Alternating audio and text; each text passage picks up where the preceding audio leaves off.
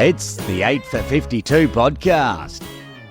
Hi, I'm Bonanza. G'day, Buschy here. And this is episode 16 of the 8 for 52 podcast and the last one for 2023. As always, you can DM us on Insta or you can email us. What's the email, Buschy? It is podcast852@icloud.com. Apparently no one's emailing us. Why not? Oh, we've had a couple, but we haven't actually been knocked over in emails. But the DM on Insta is very different. We've had a couple of reach outs this week, or well, a few actually, and mostly around congratulating us for the interview last week with Chris Carter and how informative it was, which was really nice. So thank you. Matt Jones was one who reached out. And also I got DM'd on Insta by Yaz Dazwani thanking us for the shout out on the podcast last week. Apparently Jason Loy from the CHK Dragon sent the podcast to her. Oh, that's very lovely. That's very lovely. Well done, Loy. Well done, Yaz, for reaching out. Now, whilst we are a podcast focused on cricket in Hong Kong, of course, we go around the world, Buschy. We're global. Tell us about what's happening around the world. Well, I thought this week we'd focus at the moment. Australia versus Pakistan test started today. The day we were recording on Thursday. It's just started in Australia. And Bodders, guess where our number one listeners in Australia are from? Port Lincoln. Where's that? It's in South Australia. Oh, they do tuna fishing. They do. They don't listen to the podcast, though. That is incorrect. What about Perth? Correct. Everybody down at Optus Stadium watching the test. They're not watching. They're listening to the 8 for 52 podcast. We're going off in Perth, Western Australia. That's fantastic. Awesome. Give us a DM on Insta or humour me with an email. podcast852@icloud.com. Well, this week we're going to have all last week's games covered in the outs and ins. The one-day Premier League, of course, with two big matches. You were up the hill, Buschy, for one of them, the KCC-HKCC match. Yep, big rivalry again after the two-day game. I covered that one live for Cricket Hong Kong, and we'll cover it here on the 8 for 52 podcast with the results. Yeah, we'll also have ins and outs, of course, with the one-day Premier League continuing, another two big matches, but we've also got one Sunday Division 2 game, two Saturday Division 1 matches, which are big ones, and the four Saturday Division 2 games. We've got no Sky Plaza Road this week, as no one is travelling. No, that's not true. I'm travelling. Well, so am I, actually, but no one of real importance is travelling. No, fair. The players aren't travelling as such, as far as their national commitments are concerned, but we don't go anywhere in an 8 for 52 podcast without having Buschy's birthday bonanza. Or stick around at the end of the show today, the Buschy's birthday bonanza. It's a laundry list because we're away for 3 weeks, so there's just a huge list of birthdays to get through. Oh, everyone's really looking forward to that, I'm sure. And we've got My Story coming up, of course, and the My Story this week is a really good one, actually. Sahal Malvernkar, who's just from Birmingham, arrived in Hong Kong, playing up at HKCC. Buschy, it's a great interview. Yep, came down here to USRC where we're recording the podcast this week. Had a great chat. All of a sudden, his name was just appearing every week in the podcast. And we went, who is this guy? We better get him on the show. So a very good My Story with Sahal coming up. Stick around for that one. This is the 8 for 52 podcast with Bodders and Buschy. Let's get on with the show. Giddy up. It's time for Outs and Ends. A full wrap of senior cricket games in Hong Kong from last weekend. Here's Bodders.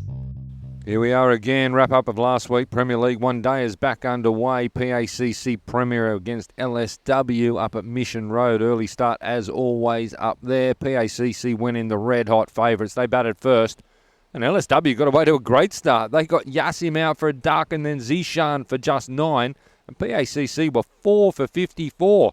And not long after that, they were 7 for 118, and LSW were right on top and with a win in sight.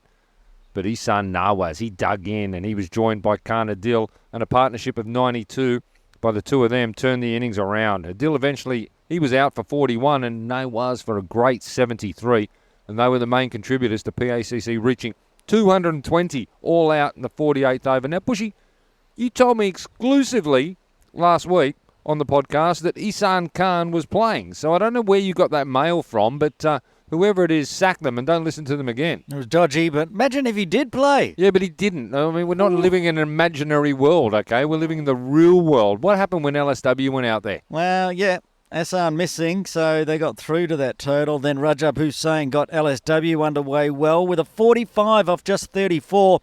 But the top order crumbled around him. Little Saiwan was 7 for 89. Harris Muhammad chipped in with a good 35, not out, but LSW were all out for 152. Nazrullah Rana, the speedster for Hong Kong China. The main destroyer, 4 for 35 off 10. Yeah, good to see Nasrallah going well with the ball there. We both tipped PACC in that one, unsurprisingly. Up the hill, we saw HKCC go up against KCC, where I tipped HKCC actually in this one. Buschy was with Kowloon Cricket Club. Buschy, you were up there commentating this one, and you saw Hong Kong Cricket Club bat first. Few starts. Martin, 20-odd. Archie, 30-odd. Nazakat failed with the 1. Ninard, 29. Rukapur, 20. No one went on with it. Yeah, they won the toss. They elected to bat. They'd seen the pitch from the day before. It was the same pitch they played it on Saturday, which we'll talk about later on. They just couldn't get it going, and in the end, it was Luke Jones wagging the tail with a 43 until he was run out, and 218 on the board. Now, at the time, 218, I thought, okay, that's not a bad score. Perhaps they could defend it, but then all of a sudden KCC came out. Well, I just want to mention the spinners. The spinners bowled really well for Kowloon Cricket Club, right? Yes, they really did. And they really pinned them down and really put them in the game. They got off to a bit of a flyer and it really dragged back, and no one could kick on. And on that, you can see, if you look at the scorecard, Daniel Bakari and Dan Pascoe only got a wicket each, but their 17 overs were totally invaluable to KCC. Yeah. They just absolutely locked the game down, and at the other end, Wakas Baka was taking wickets. He took the most, 3 for 27. The speedsters were good as well. Atiq Iqbal, always amazing in Premier League, and getting that big wicket of Nazaka Khan LBW early. But then the batting came out, and look, Mo Khan got a 50. Shouldn't have got a 50. He was dropped. I believe it's on 10, you were telling me. Yeah, it was on 10. Dropped. Second slip by Anshuman Rath. It wasn't a tough take. That's what the second slip's there for. No, it absolutely just ballooned to him. I think it came too slowly for him, actually. He went across to his right, but that was costly. They lost their first wicket on 73, which was sunny, but Mo should have been gone a lot earlier. He went and got a half century. Bubba and Jamie just chipped in with teens, 18 and 15. Azaz Khan only got 15, and at that point, they were in a bit of trouble there at 5 for 131. And then, well, you mentioned Bakari before. He was joined by Carter, our guest from last week's My Story, and they put on a wonderful partnership. Yep. Chased it down.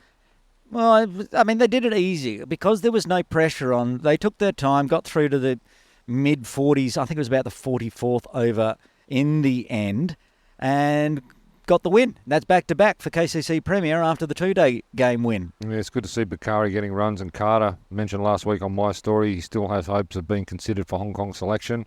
He's only played the one game. He's played the second game, 34 not. So good start. What's the table? Buschy now in the Premier League one-dayer. PACC there on top. Buschy. Yeah, played 2, 1-2. You expect that. They're playing out at Mission Road. Haven't tackled anyone too difficult yet. Hong Kong Cricket Club played 2, 1-1 after that loss. KCC Premier, that was their first game of the one-day series, so they're locked on 2. And then United Services played 1, lost 1, and Diaskwa Little So Wan missing Ehsan Khan because he's not playing and injured. Have played 2, lost 2 at the bottom. No Sunday League cricket, Div 1 or Div 2 with Premier League being on, so let's get straight through to Saturday Division 1 where the Tartars went up against the Punjab Lions, and both of us tipped the Tartars in this one where the Tartars batted first, and they actually got themselves into a world of trouble at 7 for 91. But then Niaz Ali came to the rescue with his top score of 50, and they managed to get to 129 all out, which honestly shouldn't be enough, but at least they had something to bowl at. I was at Mission Road for the earlier game of the under-15s, and I saw the wicket fall in the first over and went, ooh, we picked the Tartars. And you remember last week you said you picked the Tartars with no confidence at all and like the Punjab Lions. But anyway, the man that did it with the bat then went on to do it with the ball as well. 7 for 23 off 7 overs. Only line batters into double figures. Just 2 of them, I think, into double figures. That was all. Yeah, 4 ducks and Punjab all out for 80. Absolutely smashed. So Tartars being in a world of hurt at 7 for 91 had a very easy victory. Good on them. Nomads Crusaders was up the hill at the same time. I tipped the Crusaders, which was the upset, of course, if it came off, and Buschy tipped the Nomads, unsurprisingly, and this turned out to actually be a very good game. Nomads batted first, and they were cruising, absolutely cruising, at none for 68. Then they were 4 for 69, 5 for 75, and 7 for 91. and the Crusaders were well and truly on top at that point. Toby Brown came in at number 9, and he hit a runner ball 44, and the Nomads were right back in it. And they finished 8 for 154, probably with a momentum in their favour. You can always tell when Bodders starts gloating in the first line about who tipped what the result might be. But we'll go through it anyway. Crusaders were 3 for 56, and this could have been a totally different outcome if the Nomads had held their catches. Nomads, hold your catches. They didn't. Samad Khan was dropped at least 3 times on his way to 72 not out. With Roy Lamsarm's 30, they put on a 100-run partnership to steer the Crusaders to their first win of the year. Yeah, it was their first win of the year and a good one for them. Could have gone the other way, as you said, with the drop catches on Samad. That turned out costly for the Nomads. They're still right up at the top of the table. Nomads will cover the table shortly. Let's go across to Lama versus Charlie Bears, which was up at PKVR Park, finishing in the night time. It was a late start. Saw Lama bat first, and Heathcote's top score of 82 took Lama to 9 for 188. Heathcote just seems to be in the summary every time Lama play. Yep, Lama looking good. They held the Charlie Bears comfortably to 9 for 156 after 50 not out from Patanda, the only highlight. Who'd you pick there, boys? Yeah, I was on the Charlie Bears in that one. I remember last week I said I'm on Lama because I'm off Charlie Bears, and you said you're on the Charlie Bears. Yeah, that's correct. We'll see that's if that exactly what I changes. did say. Let's go to the batting leaderboard. Absolutely no changes from last week. Vasishta from the Otters, he's top with 269 at 67 and a bit. Samad Khan second. He's only 1 run behind now. He's 268 at 53.6. And Justin Heathcote, he's up to third with 213 at 42. On the bowling side, Niaz Ali with a bullet. After his 7 wickets this weekend, he tops up with 12. Shelton Jada Cruz, he's now second with 11. And the Sky Warriors pair of Haris Mohammed, Devendra Singh are joined by Mustafa Iqbal, actually, from the Tartars. They've all got 10 each. What's the table looking like, Buschy? Yeah, it's not hard to get to the top of the ladder if you get a 7 for. And also I talked to Shelton over the weekend. He was umpiring, and he does agree he's having a pretty good season. Anyway, let's look at the table. At the top, it's the KCC Tartars, played 6, and they're on 9 points. Very close behind the Gap Ramblers, also played 6 and 8 points.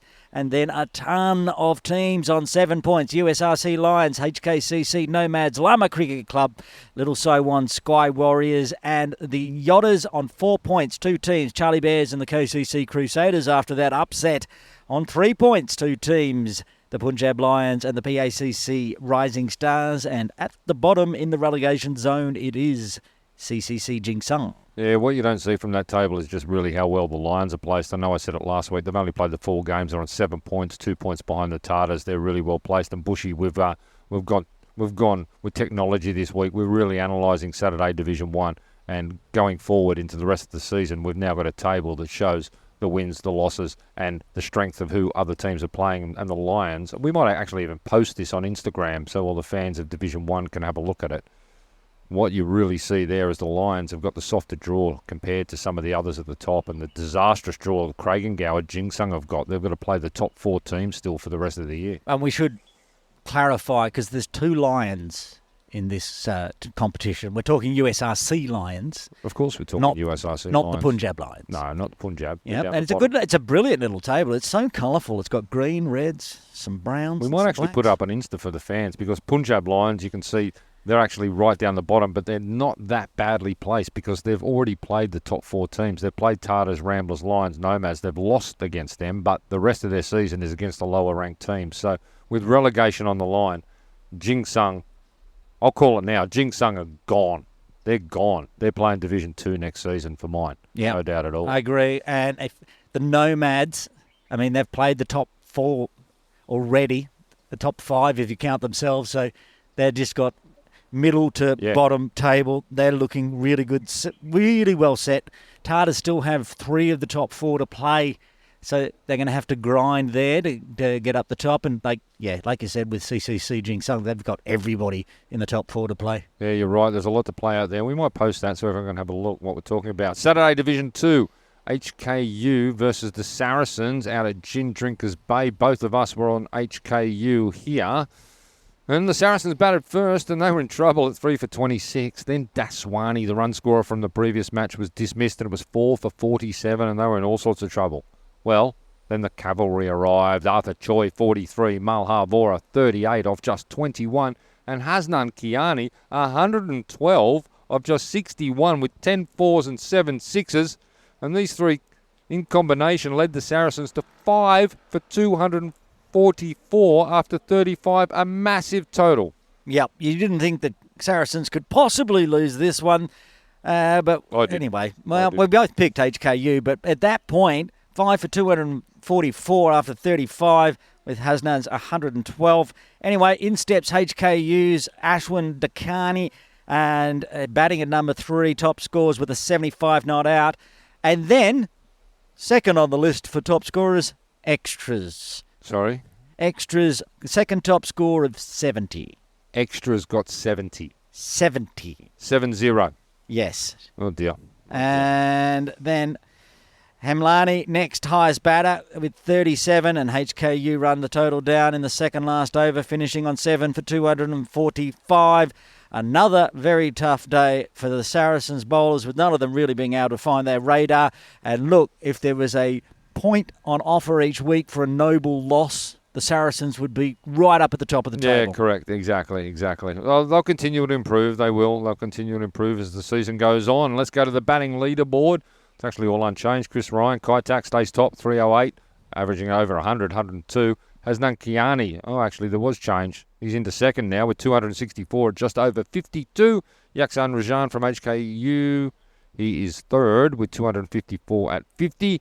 Bowling leaderboard, Asad Ashfaq from the Lancers. He still leads with 17. Gap has closed those. Saranga, he's up from the leaders. He's up to 14.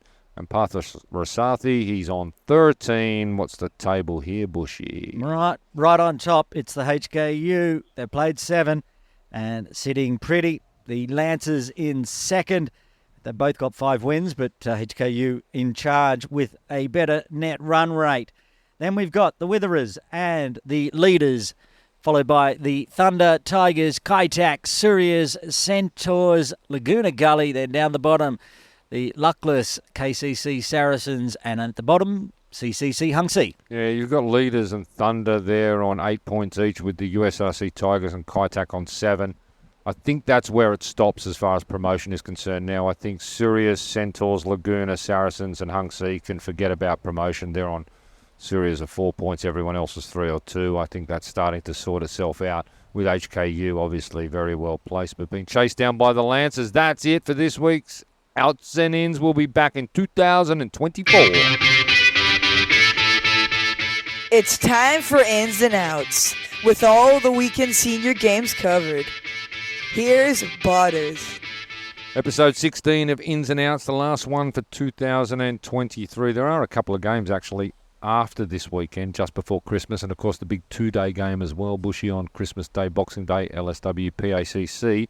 We'll be covering them in Outs and Ins later. Let's go to this week's Ins and Outs. We'll kick it off with Premier League this Sunday, where LSW go up against USRC at Mission Road on Sunday. Buschy, who do you like? Well, even if I wasn't going to pick them, we are down at United Services Recreation Club this week for the podcast, and I'm always keeping my eyes out in case Imi comes around the corner and gives me a stern talking to. I will go with USRC. Yeah, they'll win that one. I agree with you, my friend. Kowloon Cricket Club against Pakistan Association at Kowloon Cricket Club this Sunday. This, very tough. I reckon this decides who finishes top on the table. I will go with KCC. Yeah, they will win that at home. I have no doubt about that. Sunday Division 2, the Dragons versus the Wanderers at Hong Kong Cricket Club on Sunday. Well, that's interesting. But Wanderers. Yeah, they win.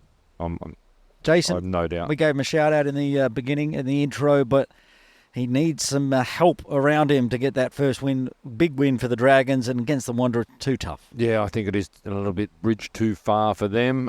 Saturday Division 1. The Charlie Bears versus the USRC Lions. Well, after last week where you said you're on the Charlie Bears now, I'm assuming you've picked the Charlie Bears, but I will be going the Lions. Yeah, I'm 100% off the Charlie Bears this week. I'm with the USRC Lions. I've said it all the way through the season. They're my dark horse. They've only played the 4 games. They're just off the lead. They're well placed for a grand final. They will beat the Charlie Bears. Also in Saturday Division 1 down at Kowloon Cricket Club, Lama visit. They played the Crusaders. Now, I want to hear your tip on this one before I give you mine. Well, this is a absolute danger game for the Crusaders, having gone up the hill and got the upset last week against the Nomads, the ones they're not expected to win, which is the ones, as I suggested, the Crusaders do. It's a real danger game for them. I'm going to tip them. I think they'll win, but it wouldn't surprise me if Lama get up. I'm going with Lama. Yeah, you're going to go with Lama. Yeah, all right. You'll be wrong, but fair enough. Yeah, you said that a lot last week and I was right. But anyway, carry on. On that one you weren't. Anyway, Thunder, LSW Thunder, HKCC Witherers. This is on Saturday. This is in Division 2 up at Hong Kong Cricket Club. Yeah, home ground, Witherers. Yeah, they won't be beaten there. India Club Shiraz versus Hung Si out at Cam Tin. India Club. Yeah, I'm with you. USRC Tigers, Laguna Gully out at GDB. I'm having a big USRC day, so I will go with the Tigers. I am exactly the same. A little bit boring. Kai Tak versus the Lancers out at PKBR Park. Now, I will be going with the Lancers on that one. Lancers will not be beaten there. They're right up the top of the table. There's a few games, as you can see, with Buschy and I. We're all aligned, but there's a couple there where we're against, like in that Crusaders game. It's a really important game, that, for the Crusaders as far as the rest of the season staying out of relegation is concerned. Big Premier League games coming up. Really looking forward to both of them, actually. LSW versus USRC and KCC versus PACC. Now, speaking of that KCC versus PACC Premier League game, it's going to be broadcast by Cricket Hong Kong live on their Facebook and Inter India on Fancode. And our brand new commentator will be in charge down there, as I will be on a plane at the time. It will be Malhal Vora. I was absolutely stoked when I found out that Malhar was taking the reins behind the microphone for the weekend. He joined us out there for the 2-day game, did a stint with us for an hour or so, a couple of hours it might have been in the end, and he's going to take lead comms on the weekend, which is fantastic. Malhar, we know you listen. Good luck, my friend. Well, we know you do well. Well, he is the captain of the Saracens and told us he doesn't listen, but he will do well. And hopefully, maybe he can have a Saracens win and a great comms on the weekend. Good luck to you, Malhar. And we'll catch you in the new year with a new commentator. He can join me one time. That is it for Ins and Outs for 2023.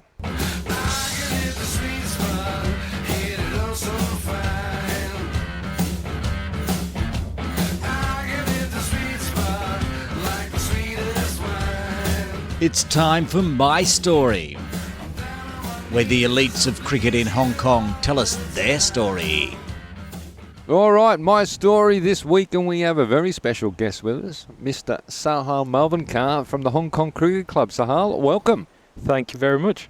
Now, you've probably listened to a couple of the My Stories. I don't know if you have or not, but what we like to do is we like to hear your story, as the name suggests. So tell us, where did you first fall in love with cricket? Where did cricket start for Sahal? Oh, that's started with my dad in the back garden when I was probably 5 or 6 years old. Whereabouts? Back garden where? Back garden in Birmingham, in the UK. Yeah. So played with my dad in the back garden, then joined my local club. From there, started playing for my county, Warwickshire. Hang on, slow down. What was the name of the local club? Aston Manor. What, you're 6, 7 years old when you started with them? Exactly, 6, 7. Started playing under 10 cricket for Aston Manor. So what's Aston Manor? We've got Aston Villa and we've got Aston Manor, so all around Birmingham. What's the Aston? Yeah, so Aston Manor and Aston Villa are probably about 15 minutes apart. Okay. I used to live about 5 minutes away from Aston Villa. Does that make you a Villa supporter? Unfortunately not, no. I'm an Arsenal fan. Oh! I used to be an Arsenal fan as well until Ange Postecoglou took over at Tottenham, and now I've been watching them. So, oh, no, yeah. That's sacrilege, right? I think so. That's an interesting one to go from Arsenal to Tottenham. I've got a question. Yeah. Which one was bigger, the Manor or the Villa? The Villa by a long way. When Villa used to score a goal, I could actually hear it from my house. So really? Manor plays soccer as well? No, so Aston Manor are just a cricket I'm club. literally talking about the building. So Mr. Aston, I'm assuming, had a Manor and a Villa.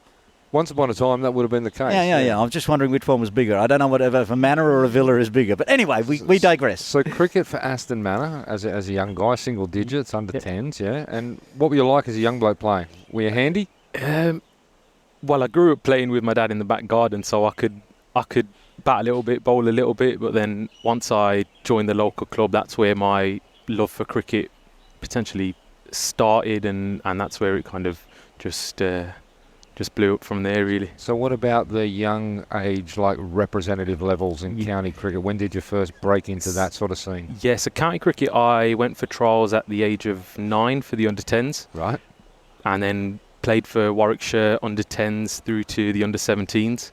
And I did that for 7 or 8 years, and then moved to Staffordshire to play in their senior setup. So can you drop any names that you played with around in those games? To be fair, one of the coaches at HKCC, Luke, he was actually a few years older than me, and he grew up at Warwickshire too.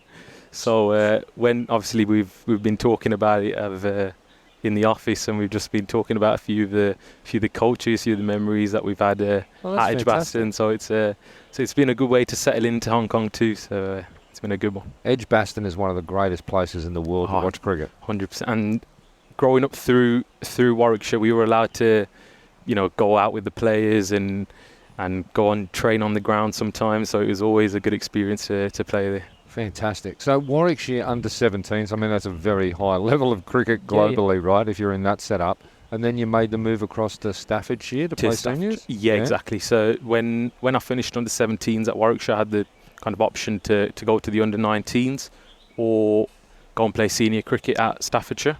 So for me, I thought that was probably the best route for myself, and go and prove myself in adult cricket. And that's the switch I made, and I've been playing there for 4 or 5 years now. And how's that going? Oh, good. Yeah. Enjoying it, playing some 50 over cricket, T20 cricket, 3-day cricket, which is unbelievable, playing 3-day cricket, especially coming over here. I'm just pulling it up. A former guest of our My Story, Imran Arif from USRC, where we're recording, he's got some stats playing for Staffordshire as well, right? Oh, okay. You didn't know him there? I don't think so. He's a fair bit. He's not. I'm not going to say he's a fair bit older because he'll get cranky at me, but he's a little bit older. But he is. I'm not saying anything. He could be lurking around the corner as we speak.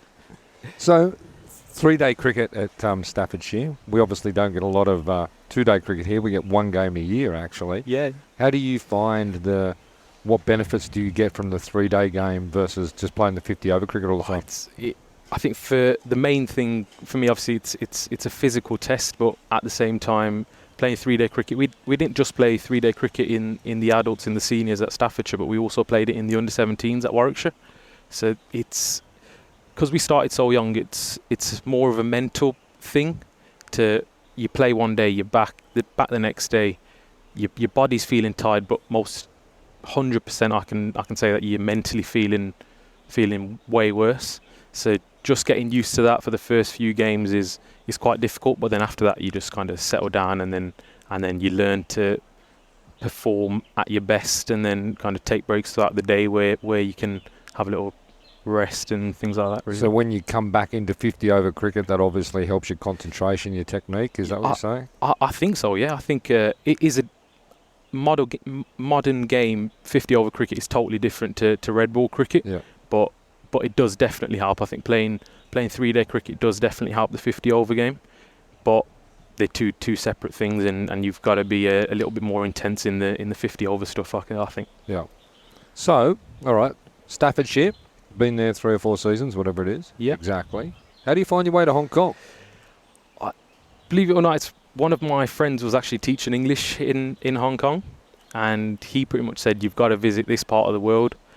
I've always wanted to play cricket abroad the season finished in September, and I thought it's time to go and play cricket outside of the UK.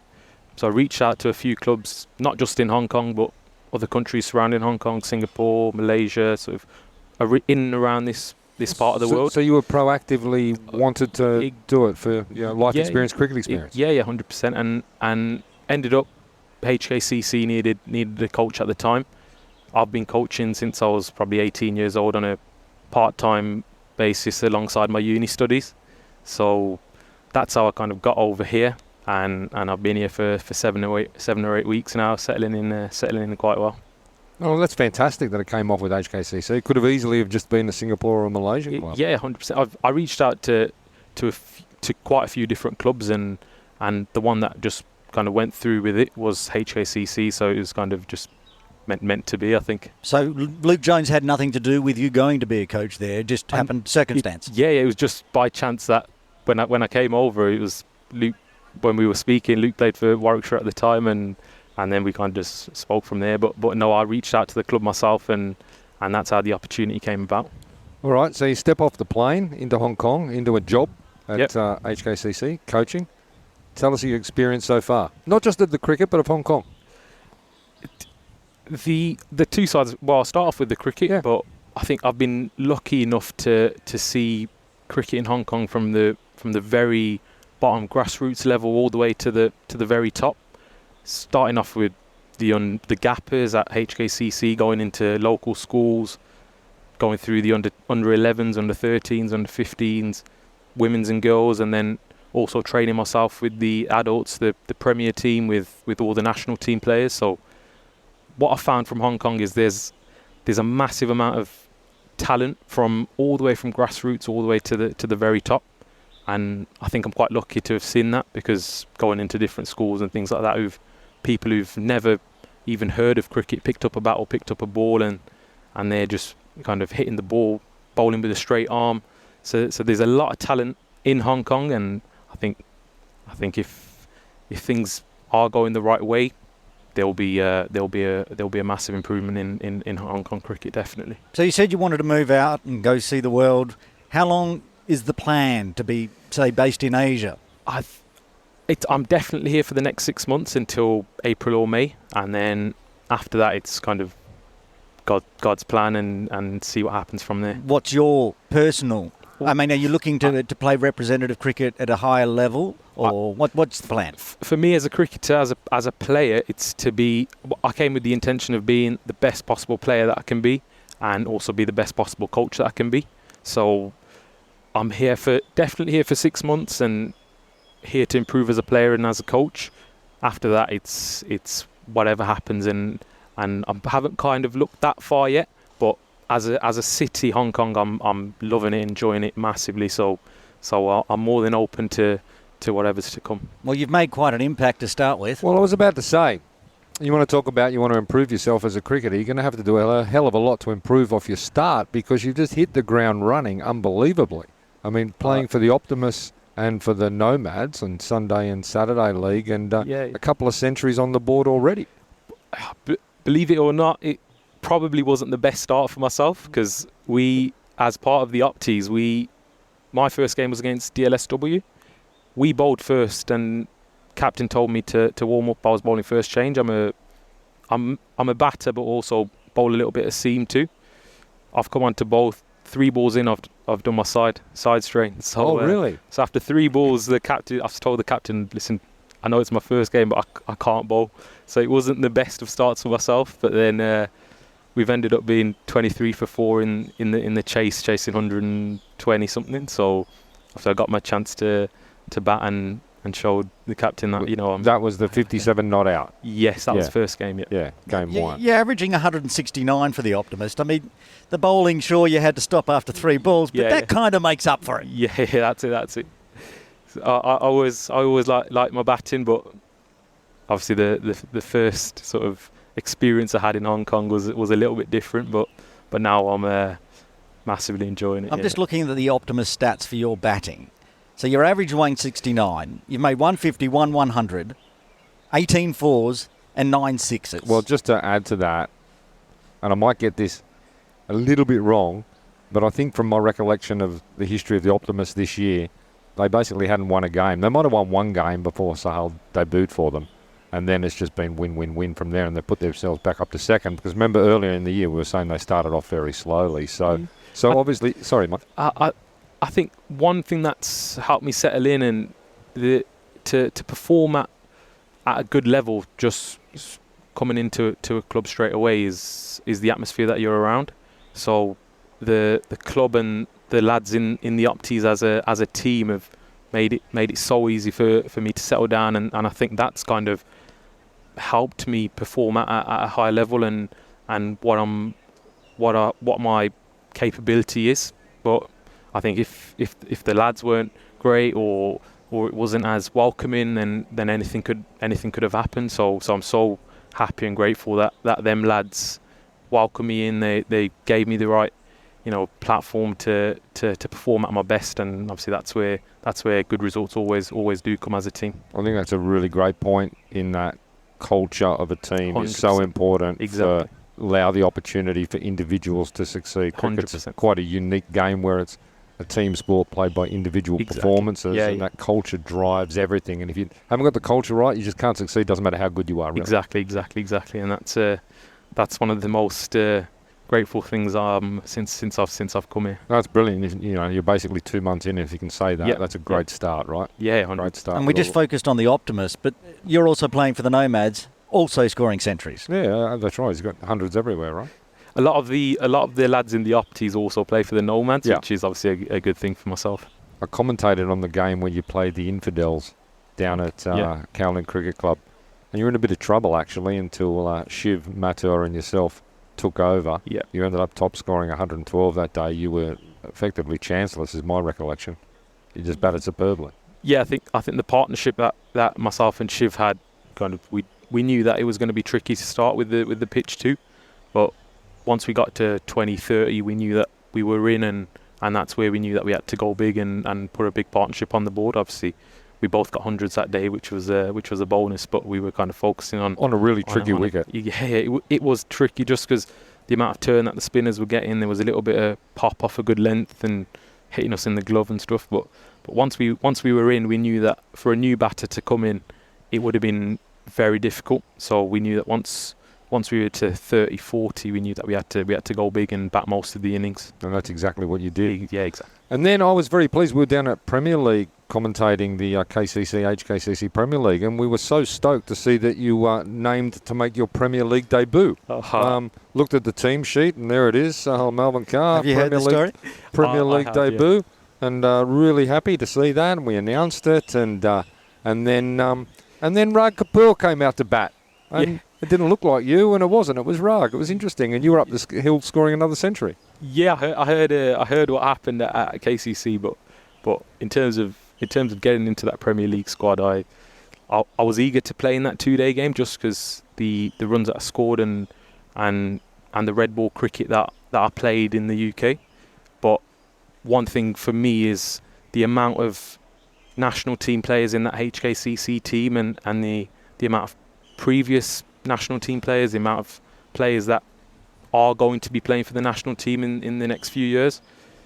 It's kind of, it doesn't. I don't have the right to walk straight into that team. Nope. And the amount of quality that's in that team, it's no it's no issue for myself. You keep knocking up the hundreds, you'll be bashing down that door, and they won't be able to help but pick you. 100%. That's whenever I play. That's what I want to do is just score runs, take wickets, and then see what happens. But the opportunity to train with that Premier League team, like last Thursday, I was batting against Ayush, Lala, Adil, and Haroon. Yeah. So that kind of experience of playing against those national team bowlers, Premier League bowlers, it was a fantastic experience. So that's another way that I can kind of improve as a player. Yeah. And that would just put me in a better place when I hopefully do get my Premier League chance, and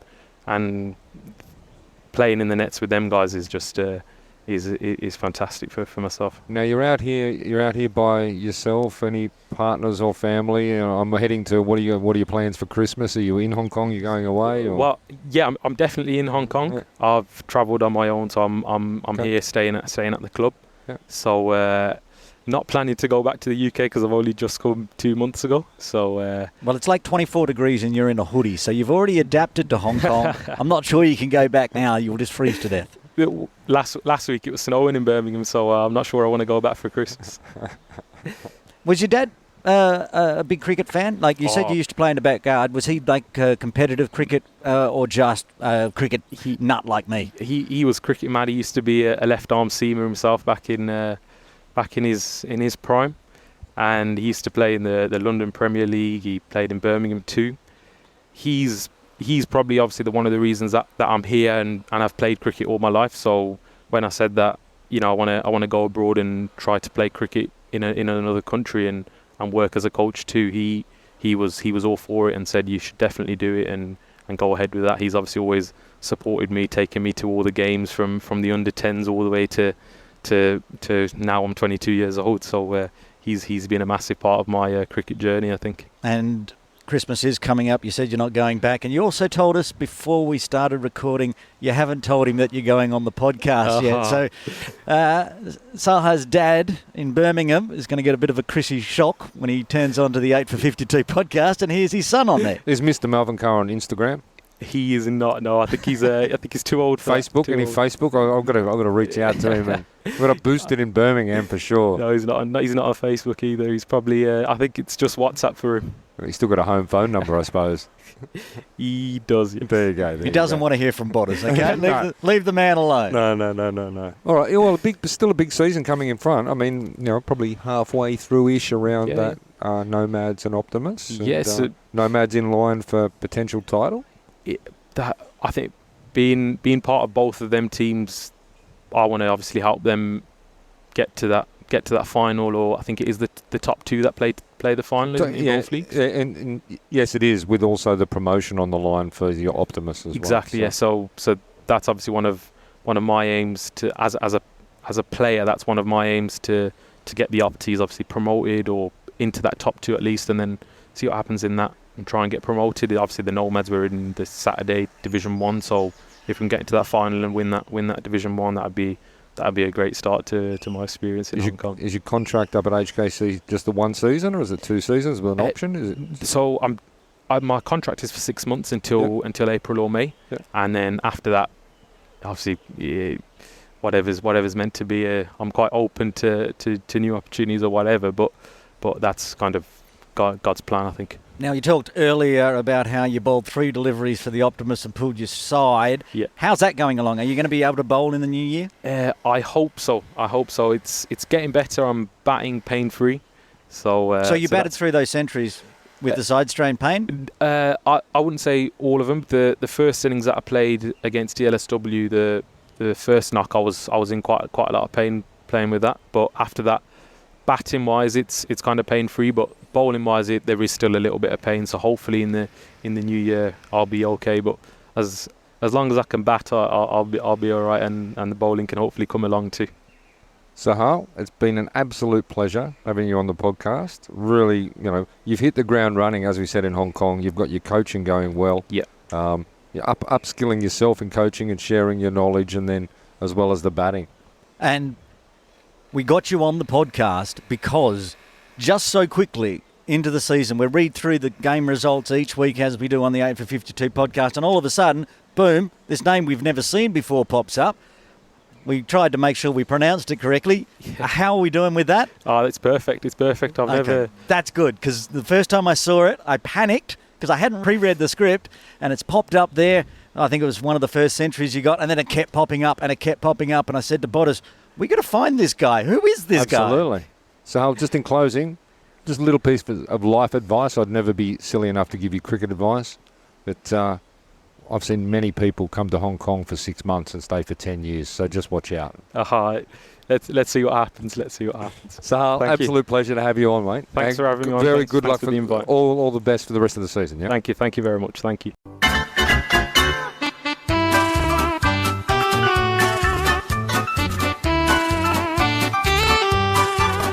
And now it's time for Buschy's birthday bonanza. We wish you a Merry Christmas. We wish you... Oh, wrong song. Happy birthday to you, Buschy. It is time for Buschy's birthday bonanza. And, oh, my goodness, it's a bonanza this week because we've got to get through a month's worth until we're back. Are you ready? I was born ready for Buschy's birthday bonanza. Okay, we have to do one that wasn't in last week's because it wasn't in the spreadsheet, but I found out on Facebook. Another database issue. It's in the spreadsheet now. KCC stalwart and former Hong Kong cricket player Afzal Haider had a birthday on the 12th, turning 52. Oh, that's fantastic. Afzal, I saw on his Facebook, he's travelling for his birthday, I think, is he not? He is. Yeah. He's off to Pakistan. Beautiful. Montgomery Sports still open. Someone will be in there. One would hope so. Stuff. I've already got my gear. So happy birthday, Afzal. Okay, and then we jump forward to the 21st of December, turning 22. Adik Gorawara from HKCC. Oh, fantastic. The young man did his studies in the US, and happy birthday to Adit. Now we got 3 on Boxing Day.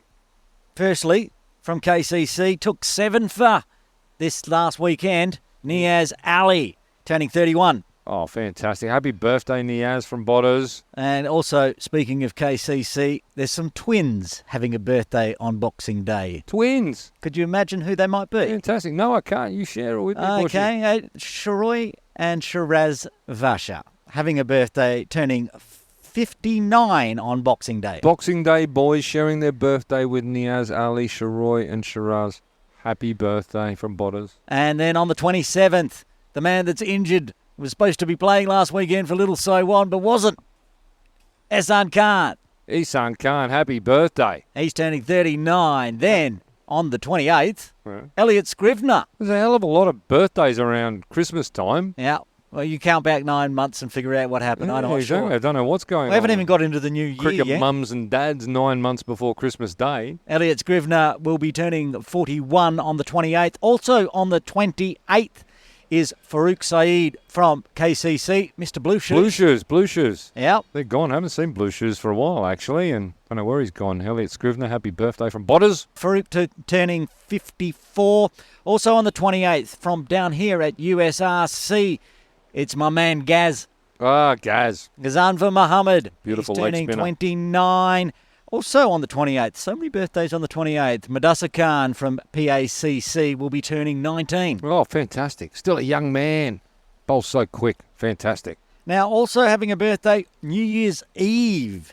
It will be from HKCC, Adil Mahmood.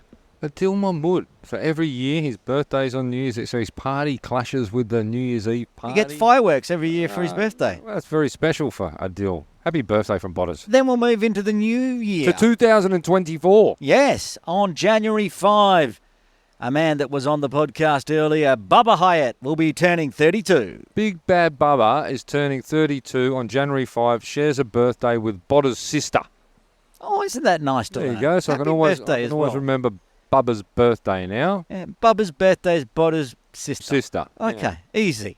Also having a birthday on the 7th of January, the captain last weekend, replacing his brother up at HKCC, Ninad Shah, turning 27. Happy birthday, Ninad.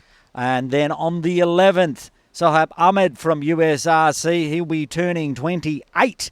And the final birthday on the 12th, before we come back, Muhammad Khan, Mo Khan from KCC. Pocket Rocket. Yes, got a 50 last week. Then in the new year, he's going to have a birthday. He's not 50 though, is he? Oh, he's not. I believe he's 29 next year. Happy birthday, Mo. All the best for the festive season and your birthday coming up. Absolutely fantastic. We got how many more we got, Buschy? That's it. I normally go and wish everybody that's having a birthday this week a birthday, but the list was so long I've already forgotten how many birthdays we've already gone through. So everybody, we just wished happy birthday for the next 3 and 4 weeks. Happy birthday from the 8 for 52 podcast. And that is Buschy's birthday bonanza done for 2023. Hi, I'm Nizakat Khan, captain of Hong Kong men's team, and you're listening to the 8 for 52 broadcast with Waters and Buschy.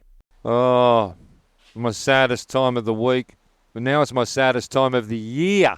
Because this is it. This is the last episode. It's episode 16, but it's the last one for 2023 until we're back in 2024, Buschy. We're definitely doing episode 17. Definitely episode 17. So- It's coming. It's coming. There's not that much sadness. No, but we're going to go on holidays. Everyone deserves a break. I agree. Yeah, and we're going to get a break. And what a good episode we had, though, to finish off the year with My Story with Sahal Malvernkar. Was wonderful. Yeah, fantastic. That Birmingham accent. Love it. Yeah, it was beautiful. But, I mean, he's won My Story, and it's a special one, but we've had plenty of them throughout the year. Yeah, well, just the first 16 episodes. I'll run through the big names of Hong Kong cricket that we've had so far. We started with the captain of Hong Kong, China, Nazaka Khan. Great interview. So glad that he took the chance. He didn't know anything about our new podcast and decided to come on. Yeah, we invited the captain on, and all credit to him, he came on, and it was a great interview. Thank you, Nazaka. And we'll probably have him back on in the new year when we get into that Sky Plaza Road, but we'll probably do him as a Sky Plaza Road, not a My Story, as they go on tour again. Yeah, and plenty of players from Hong Kong, China appeared this year already. Number 2, the episode 2 was Azaz Khan. Love having Azaz on. Very, very nice gentleman. Absolutely wonderful gentleman. And then episode 3, Michael Vaughan. I know. I mean, Just ridiculous, talk, right? talk about we've only been doing it for like 2 weeks. Oh, let's get Michael Vaughan. Yeah. He comes on the 8 for 52 podcast. And how good was he? He was lovely. How good was everyone? Anton Rath, Jamie Atkinson, Martin Kutsia. Then we got the coach of Hong Kong, China, Simon Willis on. Yeah, absolutely. It was great to have Simon on. We had him on a couple of times. And speaking of USRC, where we're recording tonight, our first interview down here, Imran Arif, that was a great chat. It was a detailed chat. It was excellent. Yeah, got 2 episodes out of it. In fact, had to do the full interview in a different episode. And then we went up to CCC. I went and did an interview with Jason Loy from CHK Dragons. The Run Machine. And then also the All-Stars and the internationals for the women's were on. So we got the Hong Kong China women's captain on, Carrie Chan. Yeah, great chat that was with Carrie. And then Bubba Hyatt. We loved having Bubba on. He was a little nervous, but once we have a chat, Bubba's a great bloke. No, it was a fantastic interview with Bubba, and he gave some great insights to juniors about preparation and how to go about it on the field as well. We'll probably have him back on in 2024 as well, I'd say. On that same episode, you decided to go off for Cricket Hong Kong, so the next interview had to be the boss from Cricket Hong Kong. Ravi came on. Yeah, that wasn't a my story. That was a chat, and that was fantastic. That was really good of Cricket Hong Kong to come on and have that debate, which will continue, which is fantastic. And Chris Carter last week, and this week, Sahal Malvernkar. We're just getting great guests on the 8 for 52 podcast, Bottas. Yeah, it really is wonderful, and thank you to all those guests for giving up their time and coming on and sharing their stories and giving back to cricket in Hong Kong, which is what this podcast is all about, really. But we are coming to an end, unfortunately, coming to the end of 2023 as Buschy and Bottas go on holidays. We'll be back in 2024, Buschy, bigger and better than ever. Happy New Year. Merry Christmas to those who are celebrating.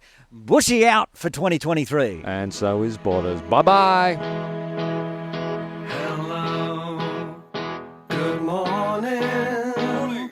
We're tossing a The 8 for 52 theme song is The Coin Toss from the band The Duckworth-Lewis Method. Find them on Apple iTunes and YouTube and download that song and all their other cricket-related music.